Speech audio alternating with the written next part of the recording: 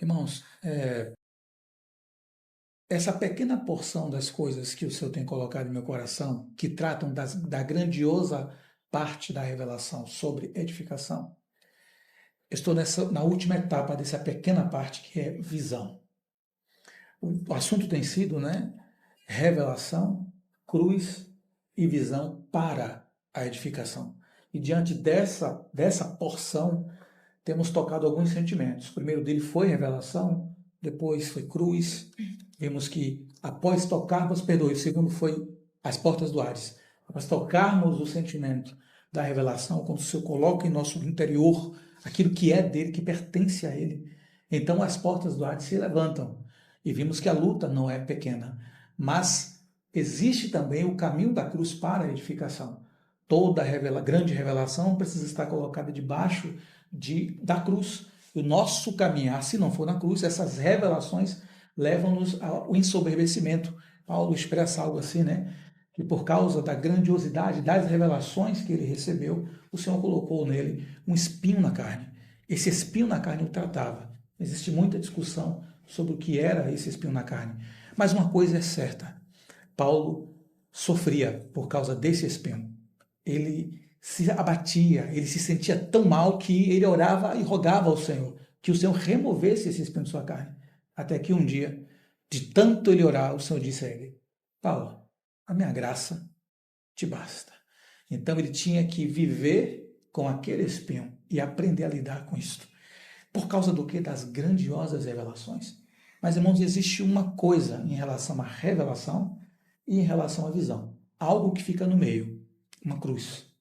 Essa cruz que nos conduz pelo melhor caminho na comunhão. Me permita trazer uma luz sobre essa questão do melhor caminho.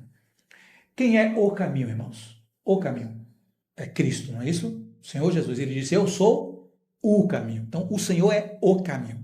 Mas, irmãos, dentro de Cristo, quando nós estamos em Cristo, sabia que o Senhor não nos obriga a fazer nada? O Senhor nos convida a servir com Ele, mas Ele não nos obriga. Estando nele, ainda podemos tomar caminhos que não são do Senhor. Porque entramos no caminho, saímos daquela estrada que nos leva à porta larga. E entramos na estrada que nos leva à porta estreita, que é ele, não é isso? Ele é a porta estreita, não a porta larga é o mundo, né? O que o inimigo nos oferece. Mas então, conhecemos o Senhor um dia, o Senhor ganhou o nosso coração e nos rendemos a Ele. E passamos, de fato, essa experiência de vida e começamos a viver com muita alegria. Mas, irmãos, quando nós estamos nesta porta, que é o Senhor, nele que é o caminho, às vezes escolhemos o caminho errado dentro dele. Por exemplo, nos assuntos da cruz, nós vimos que tomar a cruz é uma escolha, amém? Ela é uma escolha, ela não é uma obrigação. E vimos que quando nós não tomamos a cruz, o Senhor usa giblitas, usa sidônios e usa o próprio Irão para tratar as nossas arestas. Mas, quando tomamos a cruz, é o caminho na comunhão que nos leva a uma realidade com Ele. Os irmãos lembram qual é a outra coisa que o Senhor nos coloca na palavra que devemos tomar dentro desse caminho que Ele é? O amor, lembra disso? Vem comigo, antes de lermos Mateus, vem comigo aqui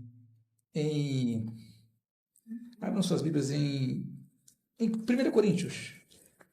1 Coríntios, capítulo 13, e aí vamos ler o 13 e lemos então o início do 14 e entenderemos melhor o que ele quer nos dizer aqui sobre um caminho sobremodo excelente. Por exemplo, diz assim: ainda que eu fale as línguas dos homens e dos anjos, falar a língua dos homens é algo importante? É. Você imagina, nós vamos evangelizar na Europa e não sabemos falar alguns dos idiomas da Europa. Então nós estamos limitados nesse processo de evangelização, concorda? Ou o Senhor quer nos edificar por meio de língua dos anjos, mas nós não temos essa prática de tanto falar quanto de ter quem interprete para que a igreja seja edificada. E também perdemos, mas sabemos que essas duas coisas trazem edificação, concorda? Isso traz edificação à igreja. Aí vem algo a mais. Se não tiver amor, ainda que tudo isso eu manifeste, serei como o bronze que ressoa ou como o símbolo que retine. O bronze é uma situação bem delicada na escritura e o símbolo ele faz muita zoada. Ainda que eu tenha o dom de profetizar, que conheça todos os mistérios de toda a ciência, ainda que eu tenha tamanha fé, porque isso tudo é importante para a igreja. Você vai ter irmãos que são filósofos na comunhão, você vai ter irmãos que são mestres da comunhão, você vai ter irmãs que são poetisas. Nossa, a maioria dos hinos do século XVIII, XIX, quem escreveram foram irmãs. Todas eram muito poetisas. Né? Você vai ter muita coisa, muito conhecimento que é importante para a igreja, que traz a edificação da igreja. Ainda que eu tenha tamanha fé, ao ponto de transportar montes. Observe que coisa bem curiosa aqui. Fé a ponto de dizer, monte se transporta daqui para acolá, e o monte obedecer, ainda que eu tenha. Se não tiver amor, nada serei. E ainda que eu distribua todos os meus bens entre os pobres, e ainda que entregue o meu próprio corpo para ser queimado, se não tiver amor, nada disso me aproveitará. Porque, irmãos, eu posso entregar meu próprio corpo só para poder ser conhecido que fui um homem que se entregou pela igreja. Mas não foi por amor, foi apenas por orgulho. Isso pode acontecer com a nossa mente. Entregar-nos por vaidade. Lembra que Paulo falou? Alguns deles pregam e me trazem dano.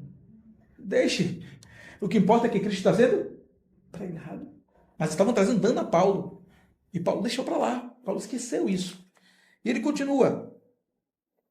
O amor é paciente, é benigno, o amor não age em ciúmes, não se ufana, não se ensoberbece, não se condiz inconvenientemente, não procura os seus interesses, não se exaspera, não se ressente do mal, não se alegra com a injustiça, mas regozija-se na verdade, tudo sofre, tudo crê, tudo espera, tudo suporta.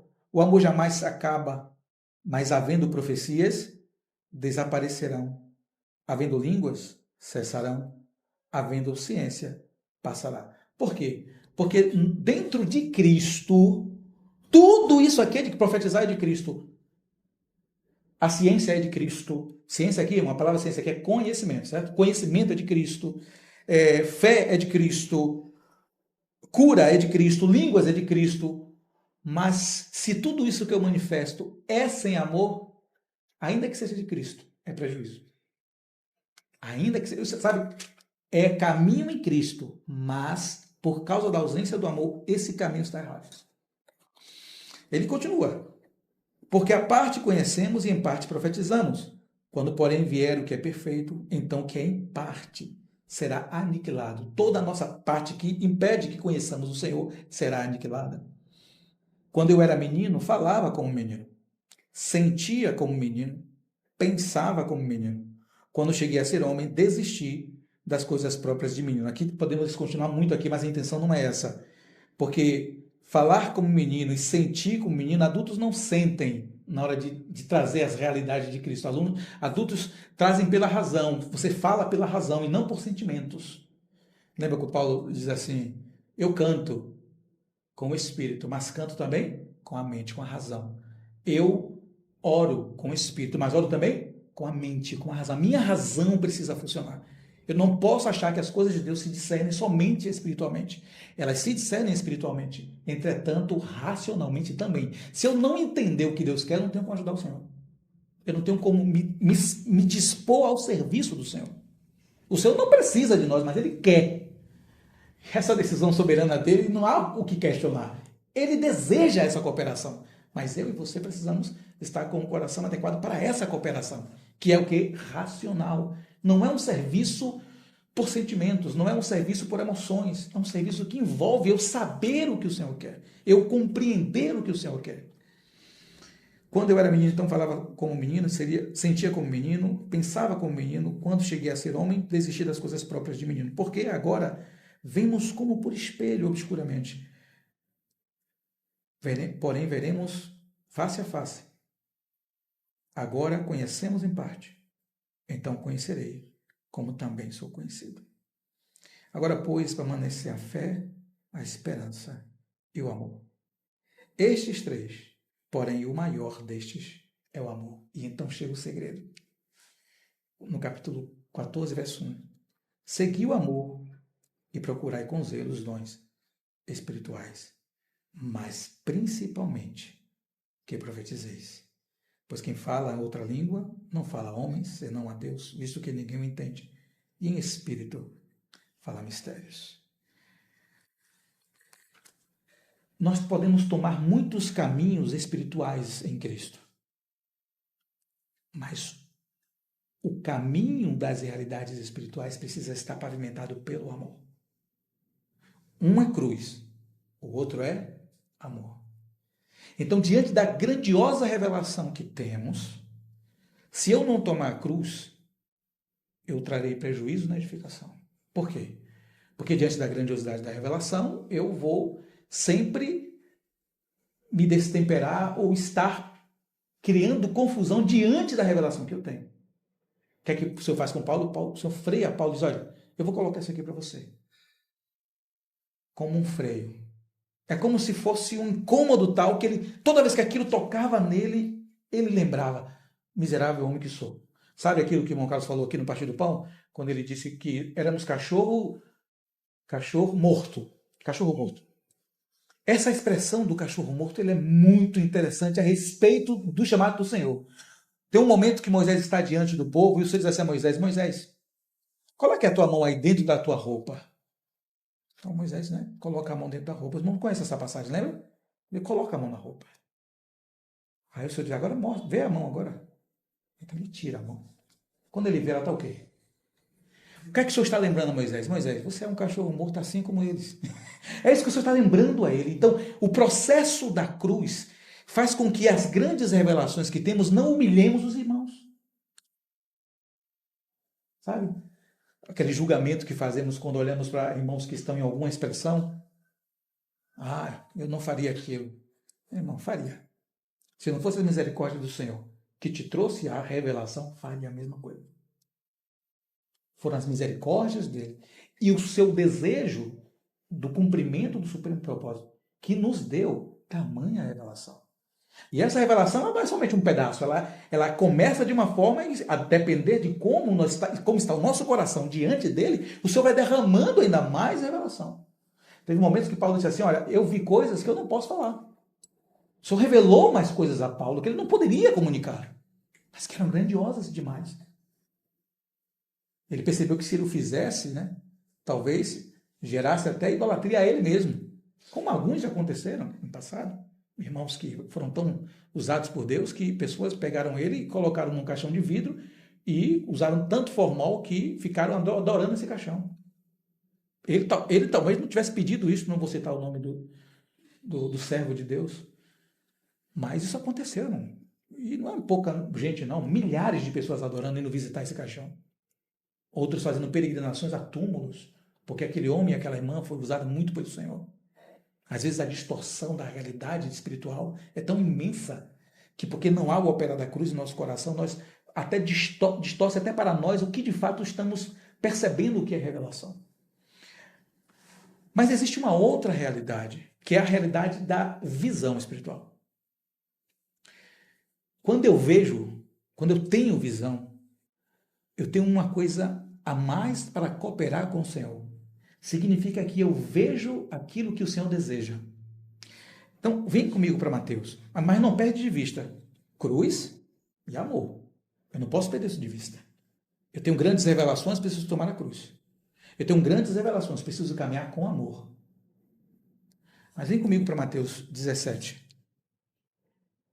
Mateus 17 é logo imediato o momento que o Senhor fala com eles a respeito do tomar a cruz. O Senhor disse, né? Porquanto quem quiser salvar a sua vida, perdê-la-á, e quem perder a vida por minha causa, acha-la. Porque, irmão, qual é o sentimento de perder a própria alma? É esse aqui, ó. O sentimento de perder a própria alma é esse aqui, ó. Nós estamos tendo comunhão e simplesmente nós saímos do trabalho e no trabalho, na comunhão estamos muito bem, mas no trabalho alguém nos diz um impropério. Como não há nenhum irmão da comunhão, o que é que nós fazemos no trabalho? Nós evitamos no trabalho. Ninguém nos conhece na comunhão no trabalho. Conhece talvez um ou outro, talvez Grazi conheça caso conheça Grazi no trabalho, né? Porque trabalha contigo nesse mesmo irmão. Então aí, menos mal, aí vão se tolir. Eu não estou dizendo que isso não vai acontecer ou que não aconteça o contrário, tá bom? Mas normalmente, quando nós não estamos diante dos olhares de quem nos conhece, nós nos soltamos. Olha como nossa alma ela é muito traiçoeira, irmãos. A nossa alma não é brincadeira. E o que é que ocorre? nós revidamos. As pessoas dizem o impropério, então nós revidamos com o impropério no trabalho. Mas se for com algum dos irmãos, podemos talvez tentar não dizê-lo, para podermos continuar com a aparência e espiritualidade. Talvez. E isso é quem somos. Isso é quem somos. Por isso que o Senhor está dizendo, perca a alma. O que seria perder a alma nesse caso, então? Abandone, meu amigo, o seu eu. Abandone o seu eu, Ricardo.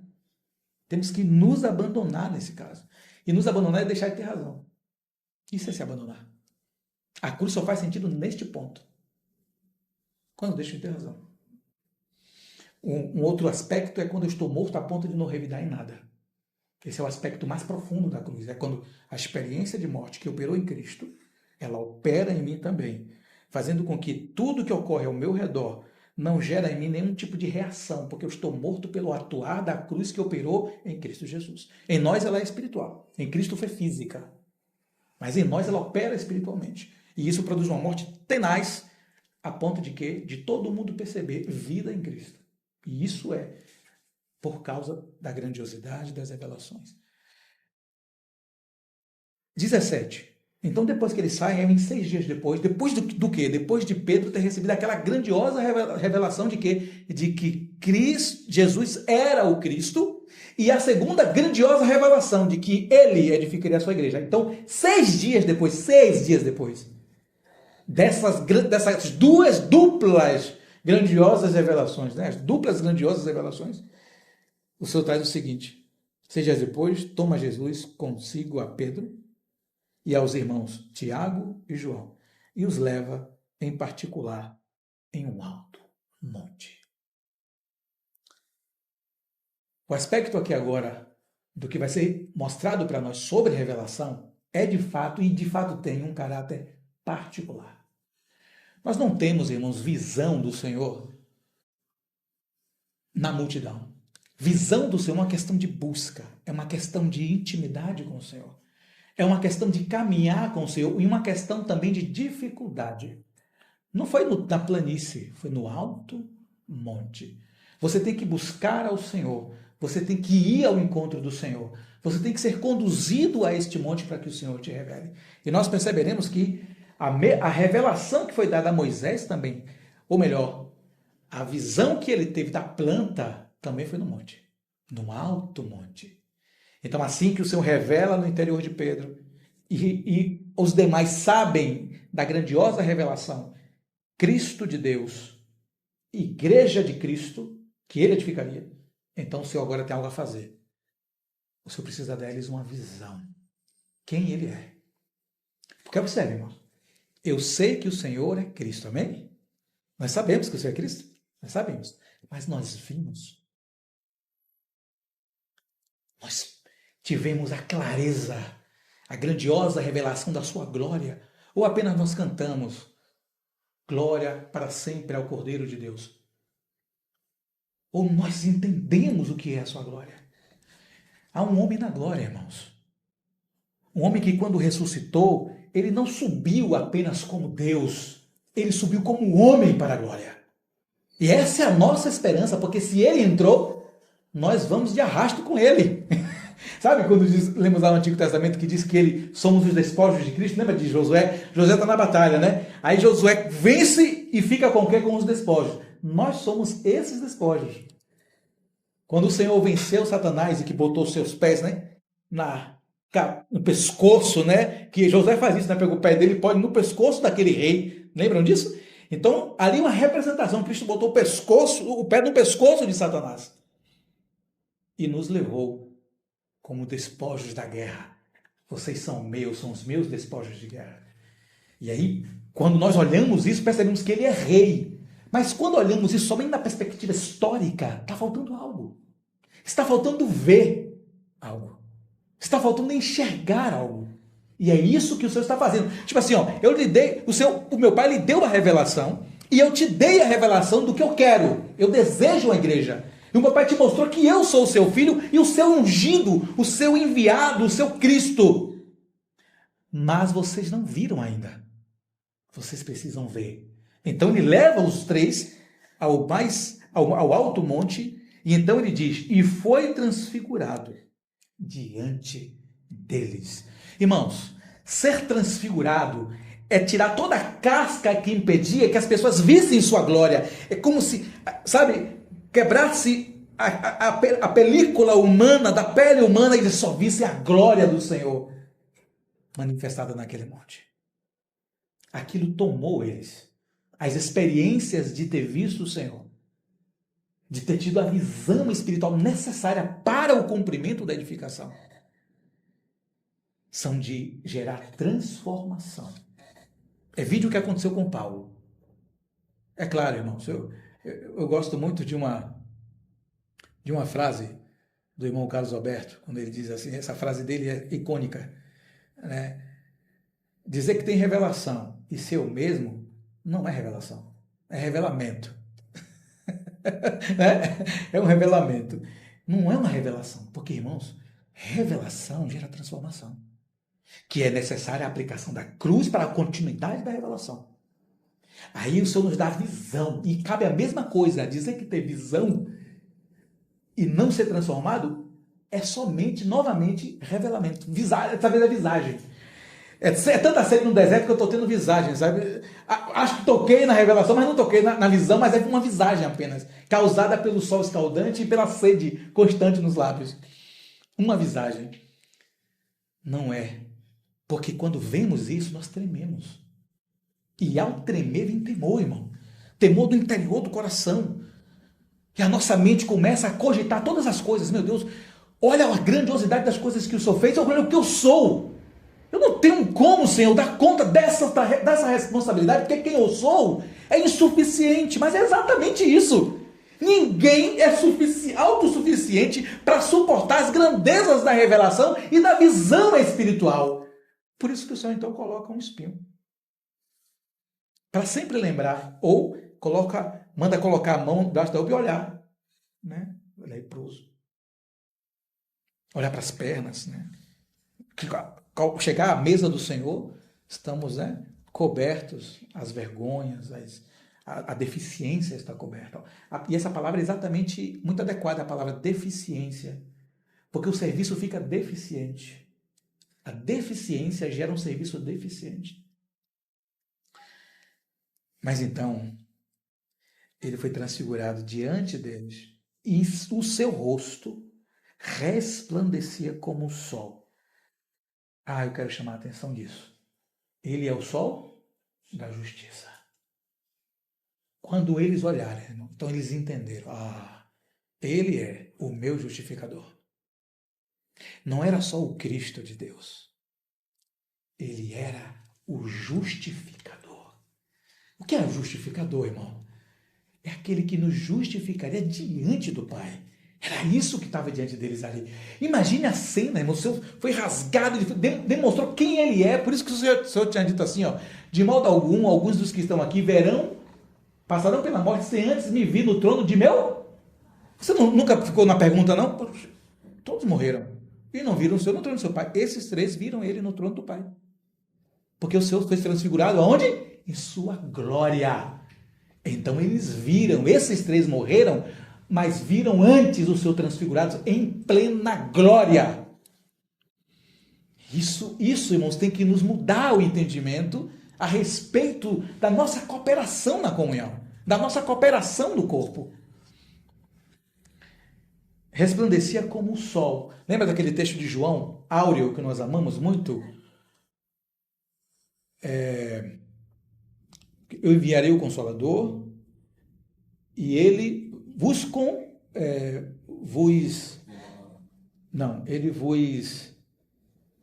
convencerá do pecado, da justiça e do juízo. Do pecado, porque não crê em mim. Esse é o pecado imperdoável, porque se não creu no Senhor, você não pode ser salvo.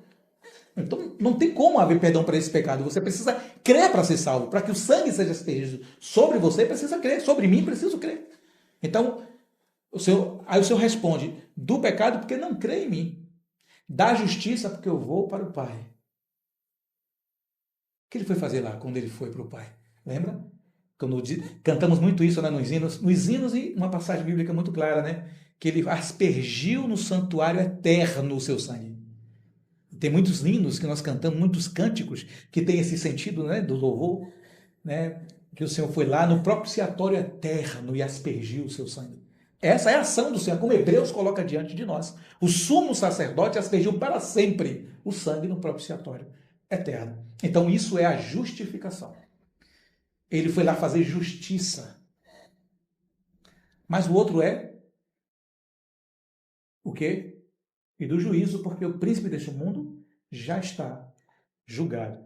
Segue-se condenação para o príncipe deste mundo, que é Satanás, para os seus correligionários, os anjos caídos, os demônios, e para os homens que o seguem, como Apocalipse denomina como homens maus. Não é qualquer tipo de homem, mas nós às vezes achamos que os homens estão sendo enganados por Satanás em todas as suas dimensões. Mas ao ler o livro de Apocalipse, nós encontramos uma outra demanda de homens. Homens que vão sair à peleja contra o Senhor e o seu povo. E eles têm, de fato, o diabo como o seu rei e o seu príncipe. Apocalipse coloca uma batalha espiritual imensa diante de nós, que é a batalha por almas humanas. De um lado, o Senhor, através da igreja, pregando o evangelho, anunciando esse Salvador. Do outro lado, Satanás, oferecendo tudo aquilo que é enganoso ao coração do homem. E aí, aquele texto áureo, ele é obviamente muito importante, porque o inimigo cegou o entendimento dos incrédulos para que não vejam a luz do evangelho de Cristo. Mas o outro lado, eles, homens maus, seguirão a Satanás na peleja, na guerra contra Cristo e os seus filhos, os seus exércitos espirituais. Isso será antes da introdução do milênio. Mas então, ver o Senhor como sol é entender que o Senhor é o justificador. Ali estava a manifestação da justiça.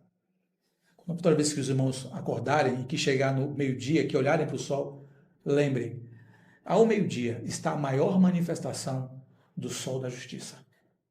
Então você olha e tem que lembrar o quê? O Senhor. Nossa, se fez justiça por nós. É nosso lugar. Essa grandiosa manifestação da visão está demonstrando isso para eles. Mas há mais. E as suas vestes tornaram-se brancas como a luz. Então eles viram que ali estava o Santo de Deus, que tira o pecado do mundo. O santo aquele, lembra? Aquela foi a resposta para eles de um salmo. Qual era o salmo? O salmo que diz o quê? Quem entrará nos santuários do Senhor? Quem? Aí naquele momento o Senhor se transfigura como o sol e com as vestes talares de branco. Assim, você está fazendo assim, ó, o salmo foi respondido. Eu entro nos santuários do Senhor. E isso, irmãos, para eles é tudo, porque se o homem entrou nos santuários, eles poderiam entrar. Então, essa grandiosa visão que eles estão tendo do Senhor não está falando apenas do aspecto da autoridade e de que o Senhor é Deus. É isso também. Mas está falando de todas essas nuances. O Senhor é a minha justiça. Ele se manifestou. Esse ungido de Deus é a provisão de justificação de Deus para o homem. Aquele a quem se manifestou na carne foi pregado aos gentios. Crido no mundo e recebido na glória.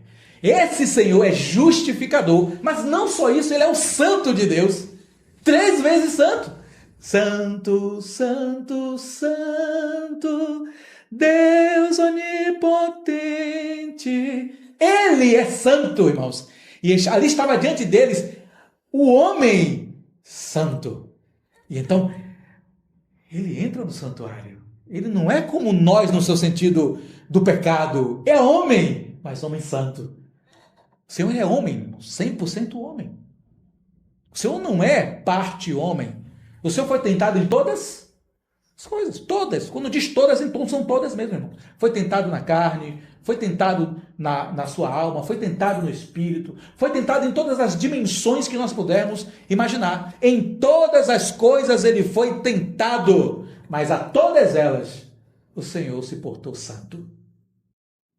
Esse é o justificador. Então eles têm essa visão, sol de justiça, vestes brancas como a luz, então ele é santo.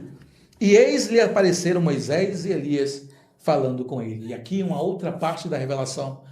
O Senhor aproveita o momento da sua grandiosa manifestação de glória para demonstrar para eles uma grande realidade da visão. Quando temos visão? O Senhor então traz dos dois maiores profetas, Moisés e Elias. Ah, irmãos, não foi que Moisés viu, irmão. Moisés viu todo o plano de Deus, irmãos, naquele monte. Moisés é o legislador. A quem Yahvé chamou de amigo, irmãos? A Moisés. Amigo. Graças a Deus que Cristo falou isso a nosso respeito, né? Mas o Senhor, Yahvé, naquela dispensação e manifestação das suas alianças, ele chama Moisés de amigo. Irmão, isso é muito poderoso, muito forte. Porque Deus sabe quem é Moisés. Deus nos conhece. A todos nós, as minúcias de nosso ser. Não há nada em nós, irmãos, que está oculto a Deus. Deus vê tudo em nós. Nós somos desnudados em sua presença.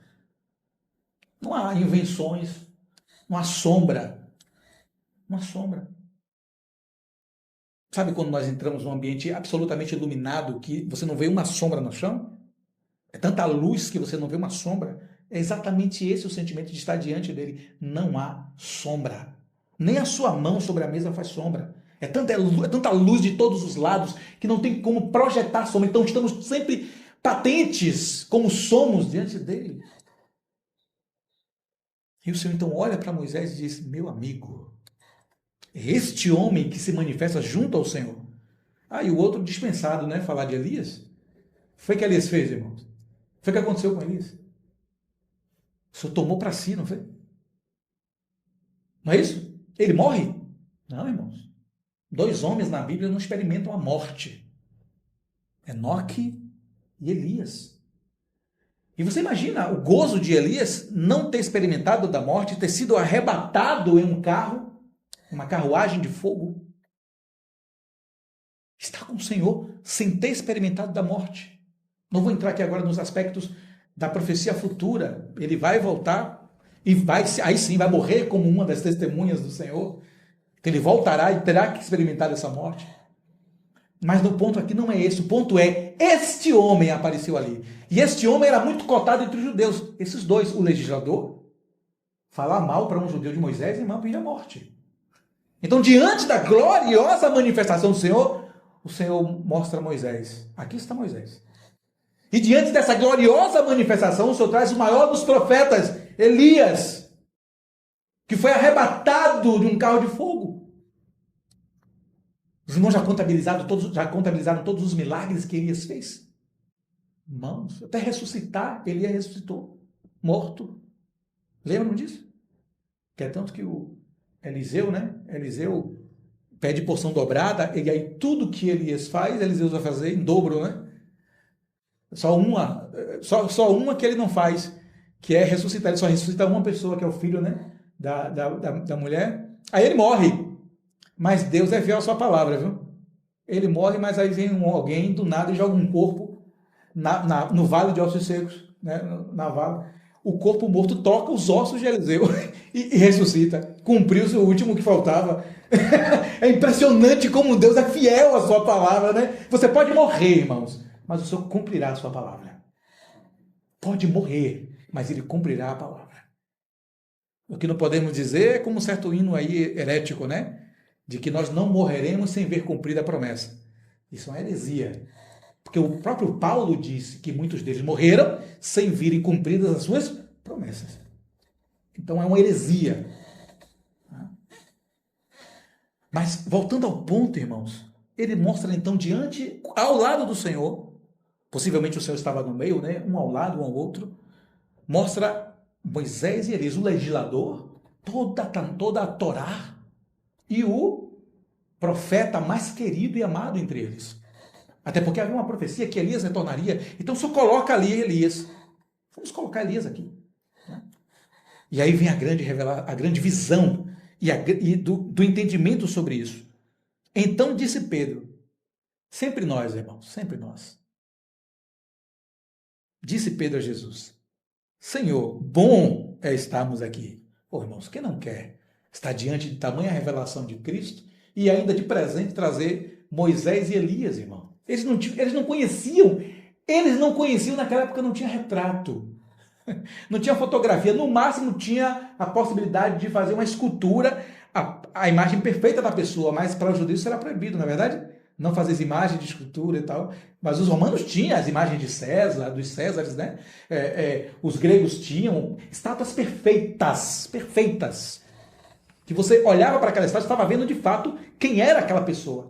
Mas os judeus não tinham a referência de como era a aparência de Moisés, como era a aparência de Elias. Então você imagina para Pedro, para Tiago e para João, meu Deus, eu estou vendo Moisés e Elias.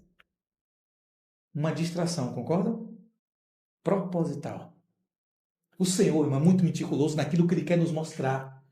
O Senhor está dando uma lição para eles aqui, diante da grandeza da visão que eles estão tendo. Qual é a grandeza da visão?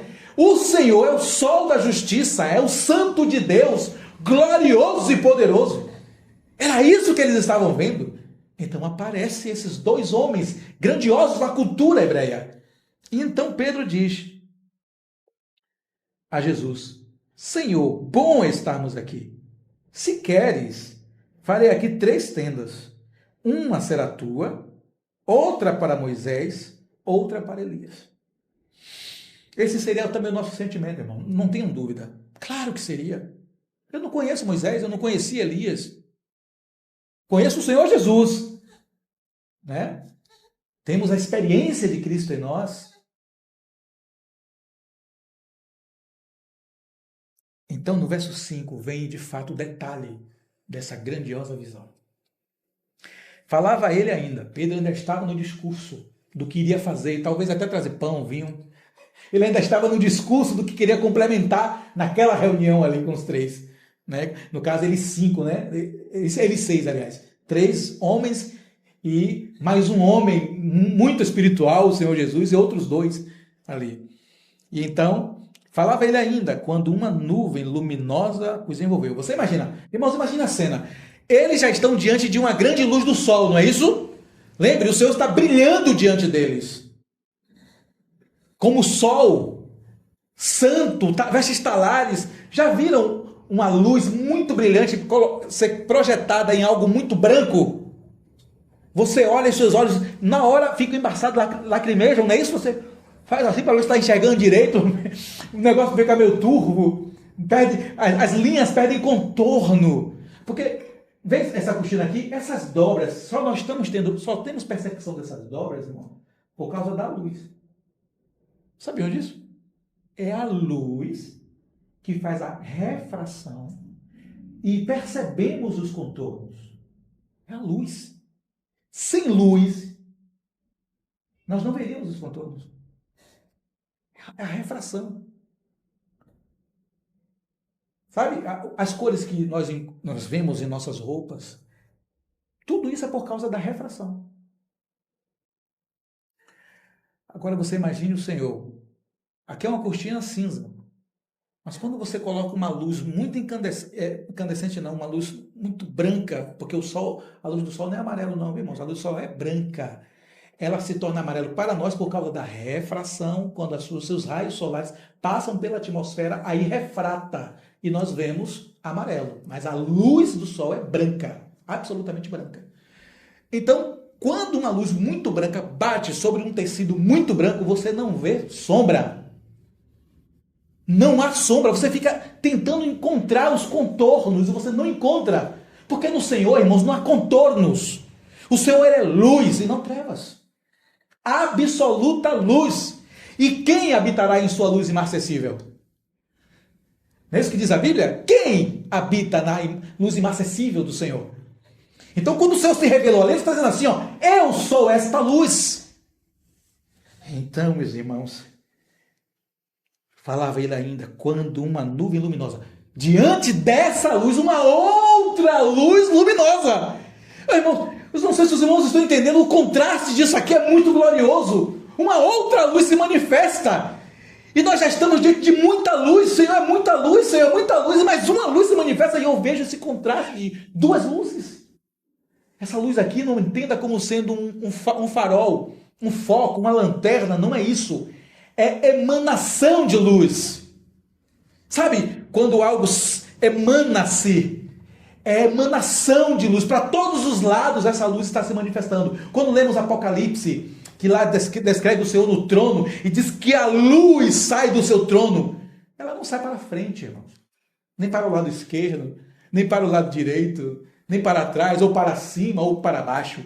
Ela se expande para todas as direções, porque ele ilumina todas as coisas. Por isso que no novo céu e na nova terra não há sol.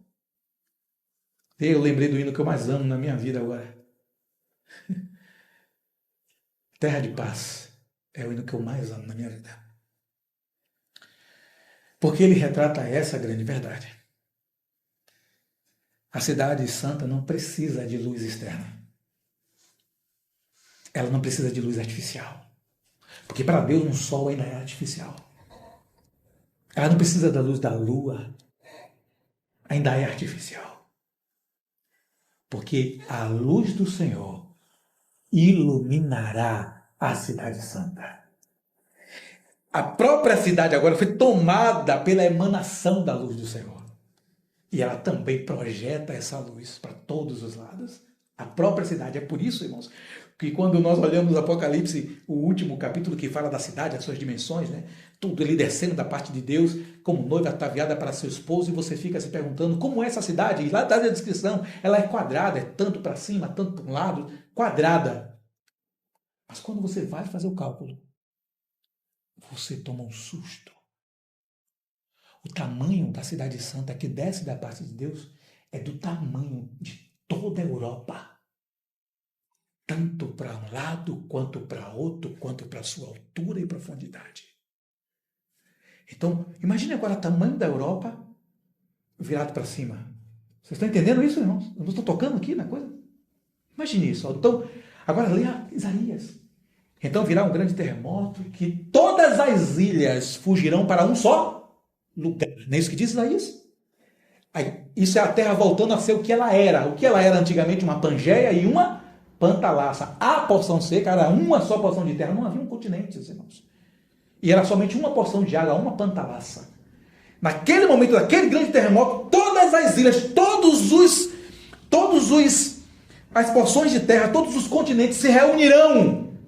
Morrerão milhões de pessoas, segundo o texto de Apocalipse, nesse terremoto terrível. Mas quando a cidade descer, a terra será somente uma porção. E do outro lado é uma Pantalaça, mas naquele lado é somente a porção de terra. O que é que diz a Bíblia? Então todo olho verá. Porque será impossível não ver, irmão. Vamos entender o tamanho? O tamanho de toda a Europa é o tamanho dessa cidade santa.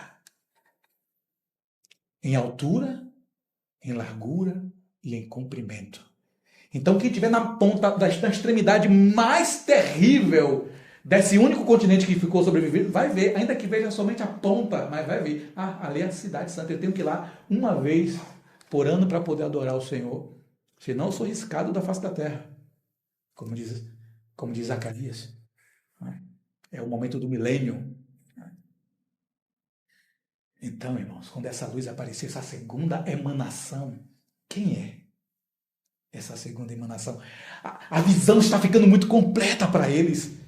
Então, eles estão olhando aquele brilhar do Senhor, eles estão vendo, mas o Senhor então traz duas figuras poderosíssimas na cultura deles, e eles olham para o Senhor, veem aquilo, Pedro fica animado, Senhor, quero ficar aqui contigo, comunhão, vamos fazer isso, vamos fazer aquilo. Então uma outra emanação de luz aparece.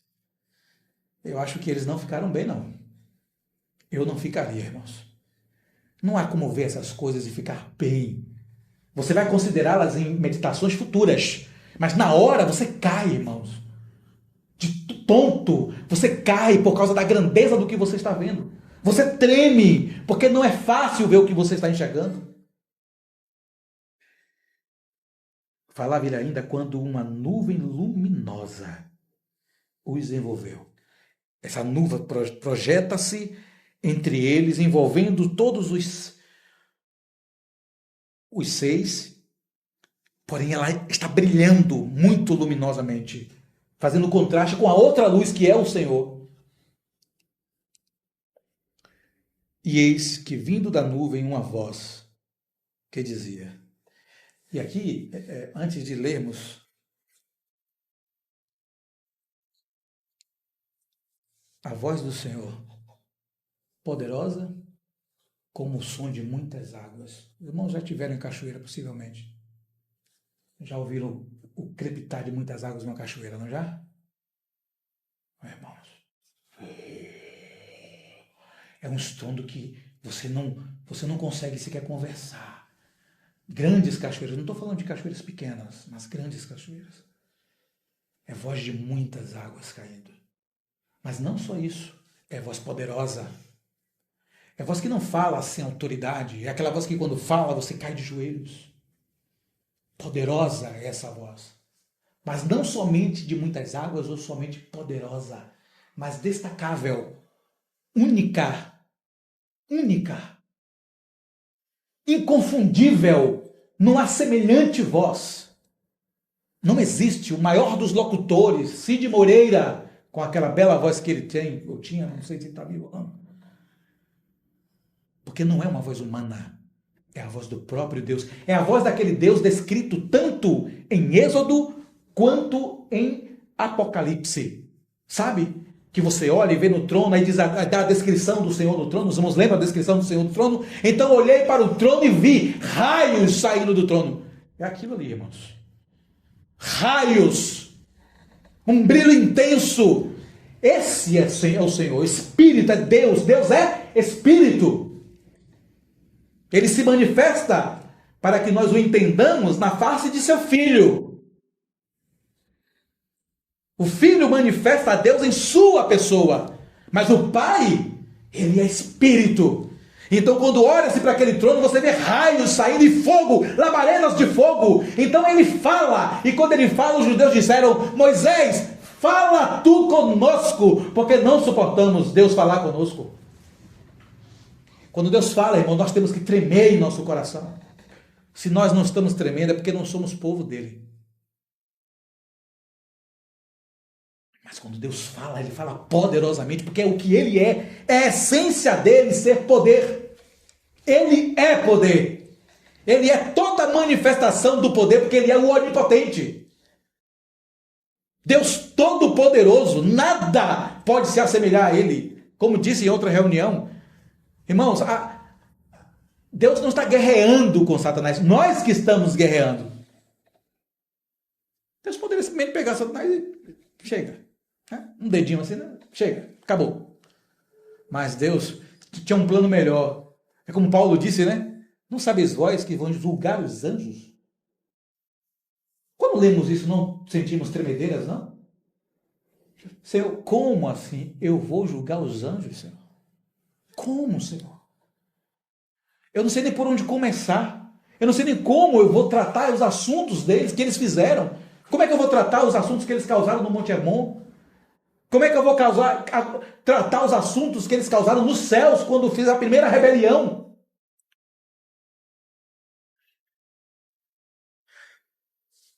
Todo espírito revolucionário do mundo segue este caminho do primeiro espírito revolucionário no céu. A rebelião de Satanás. Provérbios diz assim, né, que a rebelião, ela é, como é mesmo, meu Deus, aqui eu não estou lembrando agora a métrica do verso, mas o sentido é que Deus, ele odeia, abomina o espírito rebelde.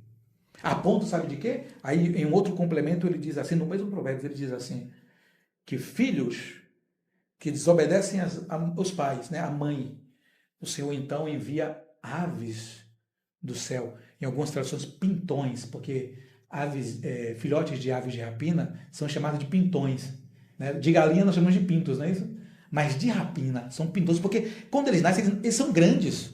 Parece que você está diante de uma galinha crescida, porque vai ficar imenso, né? Vai ficar com uma envergadura, uma águia mesmo, vai ficar com uma envergadura de 3,5 metros, irmão. É muito grande. E se for então a águia rei, pode chegar a 4,5 de envergadura. Imagina o tamanho disso, irmãos, é daqui para ali. Uma águia, né? Aquele vídeo famoso de uma águia que vem de rapina, né? Ela desce rasante e pega um bebê e carrega. Só que o bebê tá gordinho, né? Tá pesado, aí ele cai, ela não consegue firmar, mas ela tira do chão o bebê, irmão. Isso, aquele vídeo para mim foi uma lição clara do que são as aves de rapinas em nossa vida. Se aquele bebê não fosse pesadinho, aquela criança não fosse pesada, teria sido levado para ser comida para os filhotes dos pintões daquela águia. Então diz lá o texto assim, que aquele que não obedece pai e mãe, né, que não tem respeito, né, o que é rebelde contra pai e mãe, depende da tradução, o Senhor enviará pintões das águias ou das apinas e elas arrancarão seus olhos. E sabe como é que uma águia arranca os olhos? Arranca a língua, arranca partes do corpo? É com sua garra. Com garras imensas. Agora, por que arranca? O que isso quer dizer? Ali para eles é físico, mas o que quer dizer ali? Que nós perderemos a visão, irmão, espiritual. Irmão, se o nosso espírito for sempre um espírito inadequado, nós perderemos visão espiritual. Porque Deus não compactua com rebelião. O Senhor odeia a rebelião. O diabo causou um grande dano de rebelião no céu. Qual foi o dano? 1/3 dos anjos.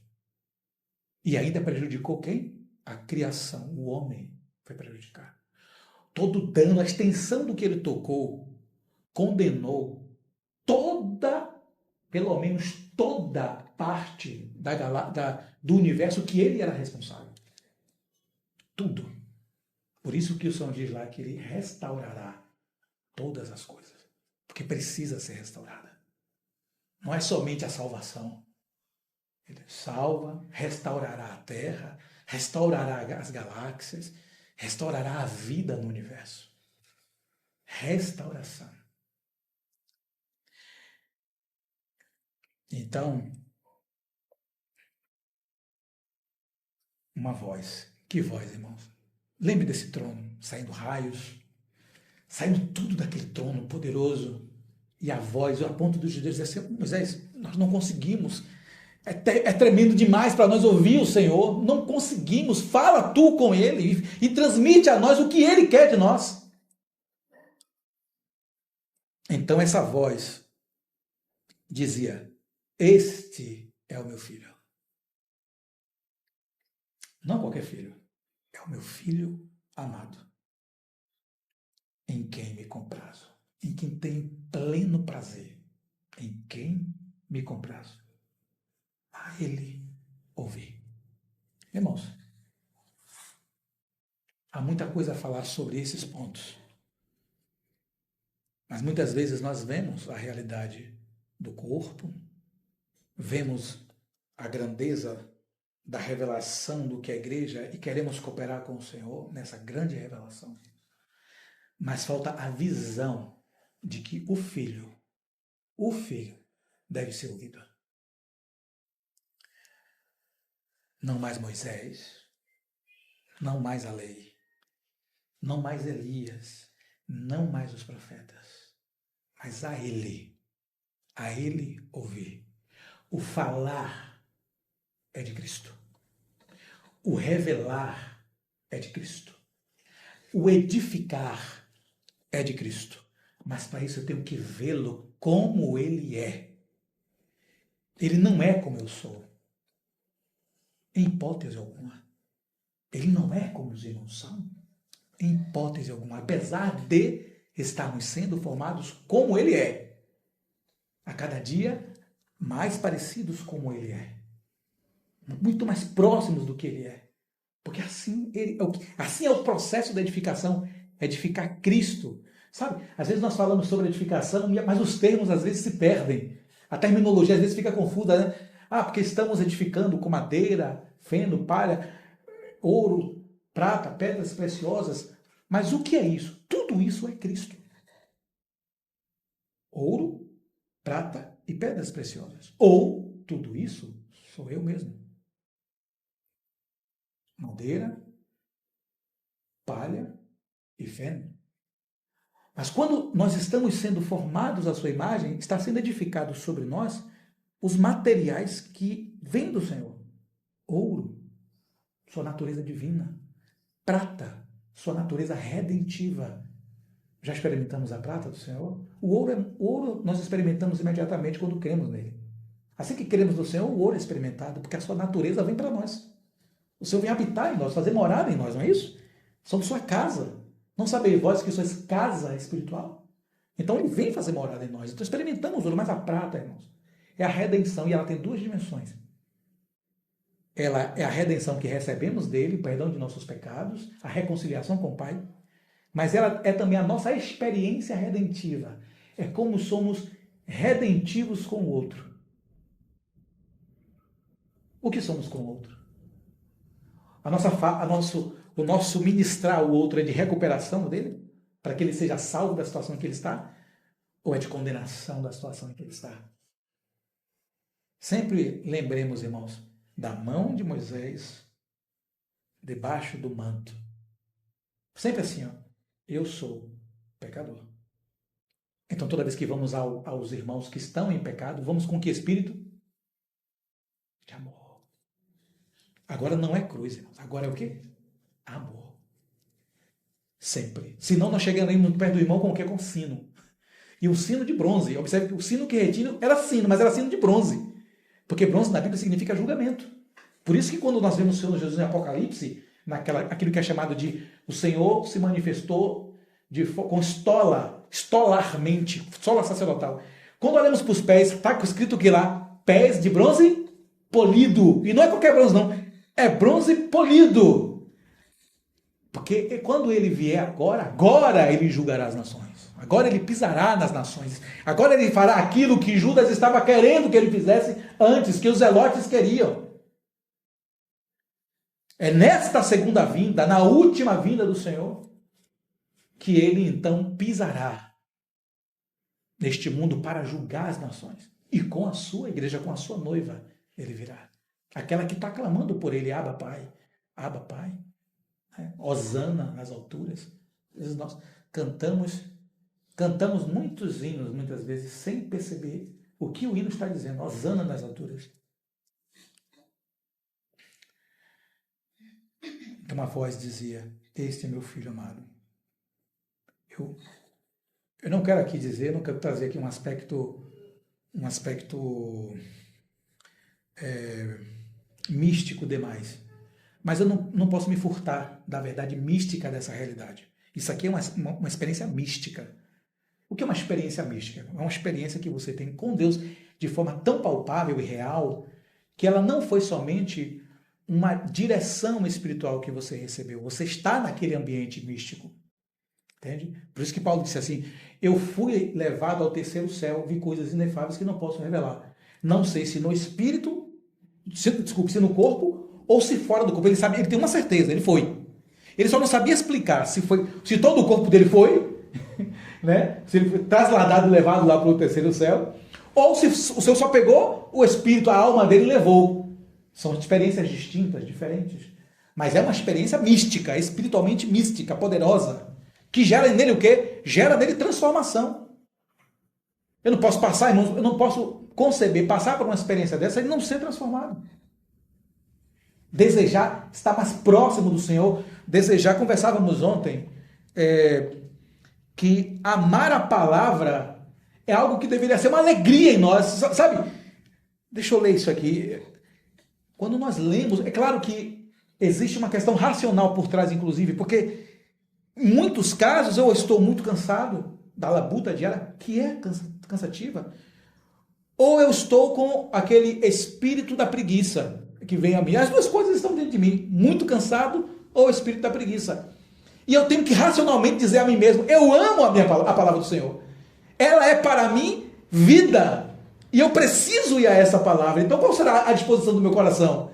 Irmãos, ir à palavra com toda a disposição de alegria, de amor, é porque você viu o Senhor. Quando nós nos distanciamos dela, é porque algo está errado conosco. Muito errado. Nós não podemos, irmãos, ficar um dia sem ler a Escritura. Um dia sem lê-la. Eu não estou nem falando de estudá-la. Eu só estou falando de ler ela.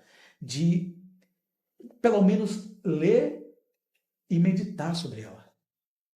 Porque ela é o nosso alimento, irmãos. Então, quando o Senhor, quando Ele diz que... Eu já vou encerrar, irmãos. Quando o Senhor diz claramente que é para ouvi-lo, qual é a forma primária que podemos ouvir o Senhor no mundo em que vivemos hoje?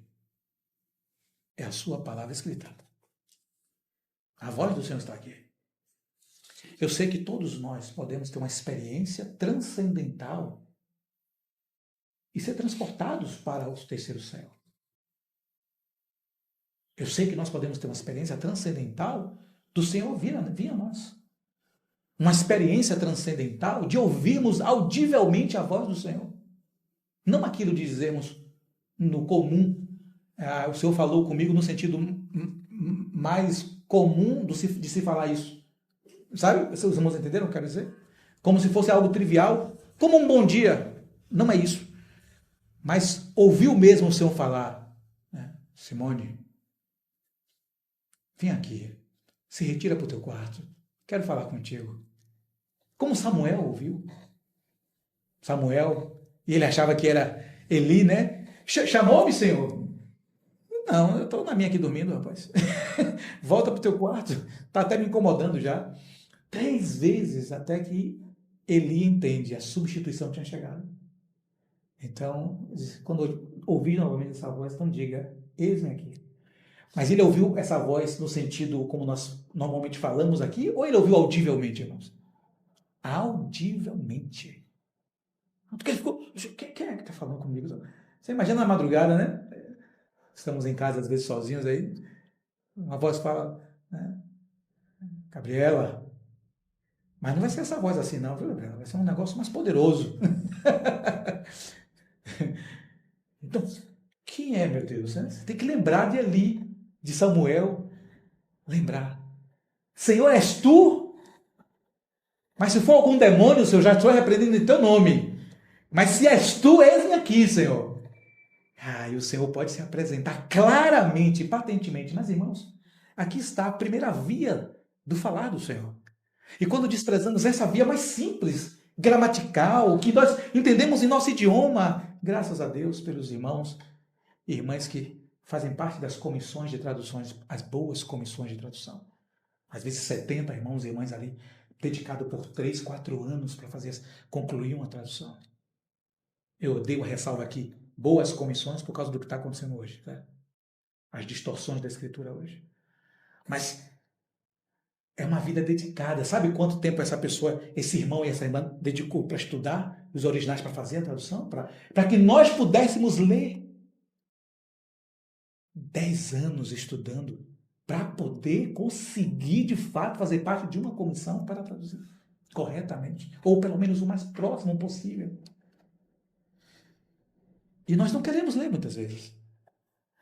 Mas somos muito convidados, por causa da questão espiritual e da facilidade que essas coisas se manifestam, ou pelo menos aparentemente se manifestam, a ouvirmos o Senhor falar por meio de profetisas. Essa parte é... Nossa alma quer muito essa parte, porque é muito espiritual. Nós queremos muito estar presente. E aqui eu não estou dizendo que não é verdadeiro que uma irmã ou que um irmão, um profeta, fale diretamente da parte de Deus. Ágabo fez isso. As filhas de Filipe tiveram a revelação da profecia sobre Paulo antes que o próprio Ágabo. Elas só não podiam dizer. Por que elas não podiam dizer? Porque a profecia era muito íntima e autoritária. Autoritária não, perdão, vou usar outro termo aqui. Muito íntima e autoritativa. Muito autoritativa. Porque tinha que pegar Paulo, tinha que amarrar.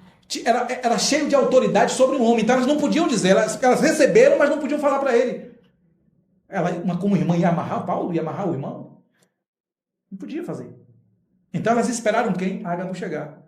Quando Ágabo chega, recebe a mesma revelação delas. Entendi, porque as irmãs não puderam fazer tal coisa. Então ele vai lá agora, ele vai lá, amarra Paulo, entrega toda a revelação. Paulo E os irmãos ficam preocupados porque é a cadeia, né? Ficam preocupados que muitas coisas ruins vão acontecer com ele. Mas essas coisas estão diante de nós, irmãos. Mas o problema é que o mais simples nós não queremos. Nós desprezamos muitas vezes. E o Senhor quer falar conosco, porque a Ele ouvir. Ele é o centro. Às vezes nós falamos que Ele é o centro, mas nós não percebemos que temos um Moisés e um Elias do lado.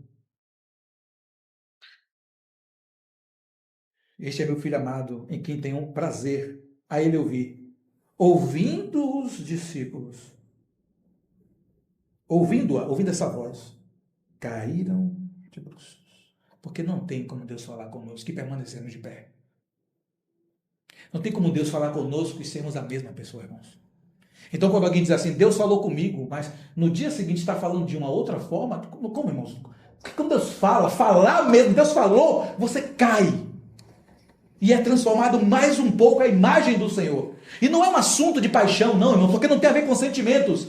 Tem a ver com clareza, com verdade, tem a ver com rasgar-se, com entrega, com negar a si mesmo. Não tem nada a ver com emoção. É um choro muito mais copioso, parecido muito mais com o de Esaú. Urrando. Porque quando ouvimos essa voz, irmãos, ela está dizendo para nós assim, ó, eu te conheço. E quando essa voz diz para nós novamente isso, significa que o Senhor está tendo mais um momento de misericórdia para conosco. E quando Ele fala isso é porque Ele quer ainda que nós sejamos participantes dessa cooperação de edificação. Não são choros emocionais. É um assunto particular. Cada um examina a si mesmo. Sabe, irmãos, quando temos aquele choro, um choro que às vezes parece que não tem a ver de fato com o Senhor. Eu vou te dizer como é que nós descobrimos isso, irmãos. Não é impossível que nós descobramos sobre o outro. Essa descoberta, por isso que eu falei, é particular. Nós sabemos que não é verdadeira. Sabe quando? Quando aquele choro acaba e nós continuamos fazendo o que é mal. Então, acredite, foi pura emoção. Foi só no ambiente dos sentimentos. Não foi real, não foi transformador. Quando é copioso, é transformador. Quando é real, é transformador. Não somos mais a mesma pessoa, pelo menos não naquela dimensão. Não. Crescemos mais no Senhor, deixamos as coisas próprias de meninos. Porque o amor, ele é um assunto que não é próprio de menino. O amor é um assunto que é próprio dos homens, dos amadurecidos, porque eles sabem o preço, o peso que é amar. Os casados experimentam muito isso. Não que os solteiros não experimentem o amor, mas os casados experimentam essa dimensão do amar, que sabe que não tem nada a ver com sentimento. Sabe que tem muito mais a ver com o quê? Com responsabilidade com o outro, com a outra. Não tem a ver, irmãos, com, eu vou fazer a comida hoje porque eu tenho sentimentos bons por ele. Não é isso. Porque no dia que você brigar, se for com sentimento, você não faz a comida. No primeiro momento você não vai fazer, você vai largar o marido com fome, ou o marido não vai prover a casa, vai largar a família passando necessidade. Porque ele está querendo agir, se ele estiver bem, eu estou bem, hoje eu vou agir. Eu não estou bem, eu não vou agir. Não existe sobrevivência, não existe equilíbrio espiritual sobre isso. As dimensões de um homem, de uma mulher de Deus são equilibradas. É aquele texto de Levítico, capítulo 21. Não tem o braço mais longo que outro. Não tem as pernas mais longas que outra. Não tem uma orelha mais longa que outra. Né? Escuta bem dos dois lados. Ele não escuta só de um lado e fica no outro. Né? Ele não fica só indo para a esquerda porque está escutando bem. Ele precisa também escutar bem do outro lado para também ir para a direita, para que o barco continue indo reto. Ele precisa escutar das duas dimensões. Ele não vê só de um olho. Ele vê com os dois. É isso é um homem e uma mulher equilibrada diante do Senhor. Não dá mais tempo, irmãos. Eu não quero estender-me mais que isso. Eu peço perdão porque eu não consigo concluir às vezes. Tínhamos coisas a ler, mas é assim mesmo. A palavra é assim. O Senhor vai nos permitindo ficar ali, às vezes, para que possamos frisar um pouco mais as questões. Ver, ter visão.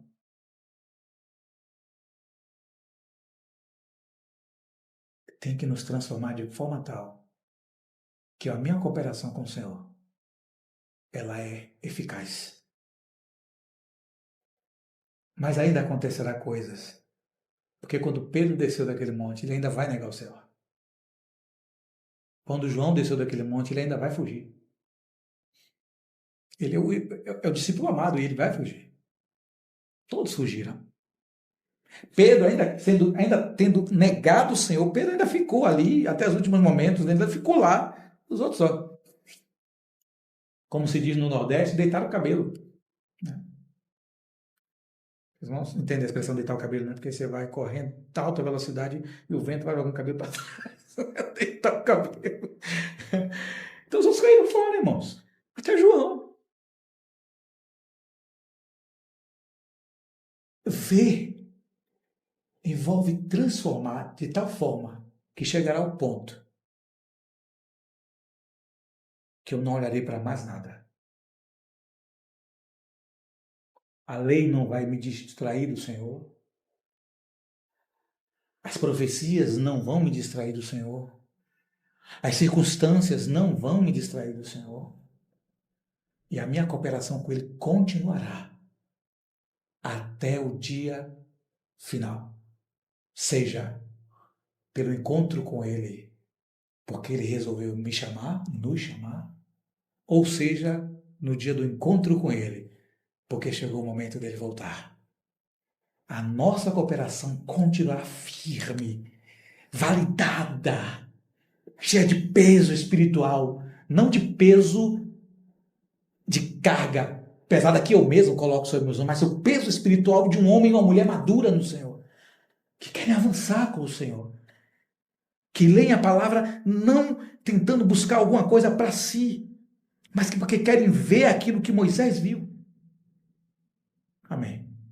Se o Senhor nos der caminho, nós finalizaremos em um outro momento essa questão da visão, porque é importante vermos a visão que Moisés teve, a visão que Paulo teve e, por fim, a visão que a igreja tem que ter do Senhor. Amém? Jesus é o Senhor.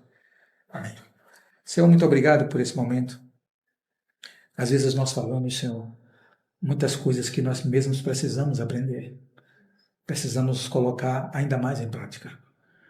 Então, primeiramente, falo a mim, não falo por mim, não me deixai falar sem ter tal realidade. Ao mesmo tempo, não me deixai sair daqui sem tocar nesses sentimentos espirituais, nessa visão espiritual. Oro pelos meus irmãos também. Que o Senhor dê a cada um dos meus irmãos o quinhão necessário, a porção que lhes cabe deste momento da palavra. Nós colocamos as nossas vidas, Senhor, em Tuas mãos.